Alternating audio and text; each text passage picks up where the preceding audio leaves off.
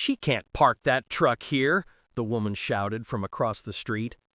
I had barely stepped out of my pickup, dirt still on my hands from unloading old wood, when she came marching toward me with a clipboard like she owned the whole neighborhood. I just stared at her, half amused, half confused. "Ma'am, this is my driveway," I said calmly, "and this is my house." She scoffed, looking up at the old place I'd spent the last 6 months restoring, the same house I grew up in. The paint was fresh, the porch was fixed, and the land around it finally looked alive again. But she only saw one thing: control slipping through her fingers. "This property falls under the Willow Creek HOA," she said sharply. "You're required to register immediately. Those renovations you did, not approved." I almost laughed. "That's impossible," I said. "This land was never part of the HOA. I checked records before buying it." Her face twitched. "Oh, we've expanded boundaries. Everything here is covered now." That's when I realized she wasn't just some nosy neighbor. She was the HOA president, the kind who thought power meant ownership. She pulled out a folded paper and slapped it against my truck window. "Consider this your first violation notice. You'll be fined $500 if that vehicle isn't moved by tonight." I looked at the paper. No official seal, no signature, just her handwriting. Fake, sloppy. "You might want to check with your lawyer before threatening people," I said. Her eyes narrowed. "Don't play games with me. We know people like you think the rules don't apply." People like me? That line hung in the air. I didn't respond. Not yet. Instead, I peeled her paper off my truck, crumpled it slowly, and dropped it into the trash bin by the porch. "You have a good day, ma'am," I said. She stood there, red-faced, scribbling something else on her clipboard. "You'll regret this," she hissed. I smiled faintly. "Maybe. But you might too." What she didn't know was that I hadn't just restored my childhood home, I'd also restored every piece of land deed tied to it. And I had one document that could burn her entire fake HOA empire to the ground. But for now, I let her walk away, thinking she'd won the first round. "You can't scare a man who built his home with his own hands," I whispered, watching her heels click down the pavement. And that was just the beginning. The next morning, I woke up to the sound of knocking, loud, impatient knocking that echoed through the house. I opened the door, and there she was again, this time with 2 men in matching polos behind her. They stood straight like security guards, but their badges looked like something printed from a home computer. "Mr. Dawson," she said, her tone dripping with fake politeness, "we warned you yesterday. You've ignored a direct HOA notice. These men are here to issue a formal citation." I rubbed my eyes, half awake. "A citation? For what? Living in my own home?" She snapped, "For violating community standards, unauthorized construction, non-compliant vehicles, and refusal to pay association dues." I leaned against the doorframe and crossed my arms. "You might want to slow down. This property isn't under your association. It never has been." One of the men stepped forward. "Sir, if you don't cooperate, we'll have to involve law enforcement." That made me smile. "Oh, you should definitely do that. But before you make that call, maybe take a look at this." I walked inside, grabbed a folder from the kitchen counter, and handed it to her.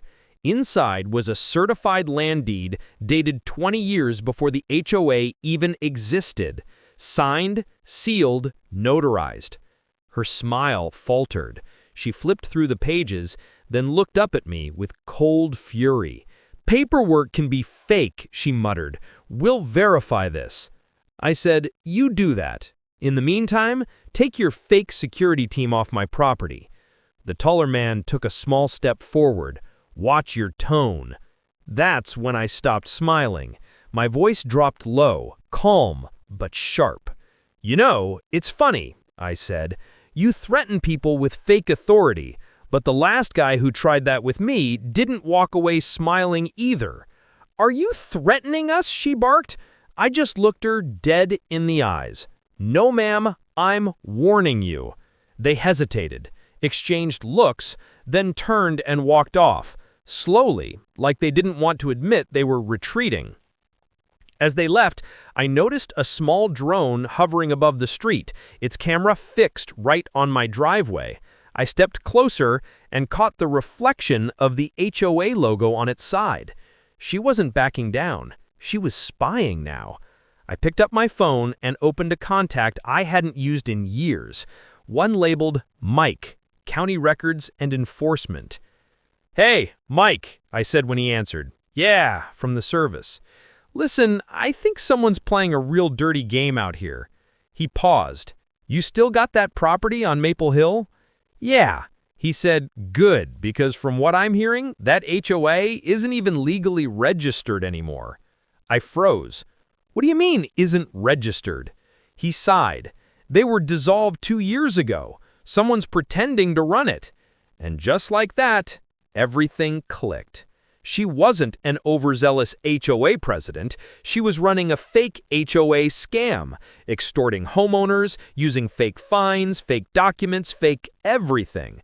I looked out at the road where her drone hovered and smiled coldly. "All right," I said, "let's see how she handles the truth." By sunset, things got worse. I came home from the hardware store to find a bright orange sticker slapped across my front door. "Property seized. HOA enforcement action." My stomach tightened.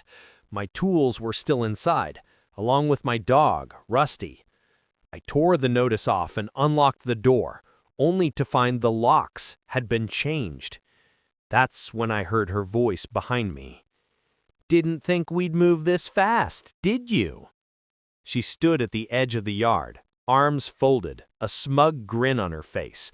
"I told you, you can't ignore us. You'll either pay your dues or we'll have this place condemned." I stepped closer, fists clenched but voice calm. "You broke into my home." She laughed. "You're on community property, Mr. Dawson. This house doesn't belong to you anymore." Before I could reply, a small crowd began gathering, neighbors watching, whispering, phones out, recording. She thrived on that attention. "See," she called out, "we don't let rule breakers slide in Willow Creek." I could feel my blood boiling, but then Rusty barked from inside the house, trapped. That broke me. "You locked my dog inside?" I said quietly. Her grin flickered. "It's procedure." That's when I stepped right up to her. "You've made a big mistake," I said softly. "You think you run this street, but you just trespassed on private land, changed locks, and detained property. That's 3 felonies in one afternoon." She blinked, confused for the first time. "You can't prove any of that." I looked toward my porch light, the one I'd rebuilt myself, and smiled. "Oh, I can. That's not a porch light. That's a 4K security cam with a full backup feed to county servers." Her fake confidence cracked. "You wouldn't—" I cut her off. Already did. Right then, a pickup pulled up. Out stepped Mike, the same guy from county enforcement, wearing his badge. He walked over, cool and professional. "Evening, folks. We got a report of illegal property seizure. Mind explaining this?" Her mouth opened, then shut. "This is an HOA matter, officer." Mike raised an eyebrow. "Really? Because the real Willow Creek HOA was dissolved in 2023. Which makes this whole thing," he took the fake notice from her hand, "a criminal act." Gasps rippled through the small crowd. Cameras were still rolling. She started stammering, but Mike wasn't having it. "You and your partners need to come with me," he said, motioning to the men near her car. "This isn't over," she screamed as he read her rights. "You think you can humiliate me?" I just watched silently as she was led toward the cruiser. But deep down, something told me it wasn't over. Because when the cruiser drove away, I noticed another car parked down the street. Inside, a man was watching me, same polo shirt, same fake badge resting on the dashboard. He lifted his phone, pointed it at me, and mouthed 2 words before driving off. "We know."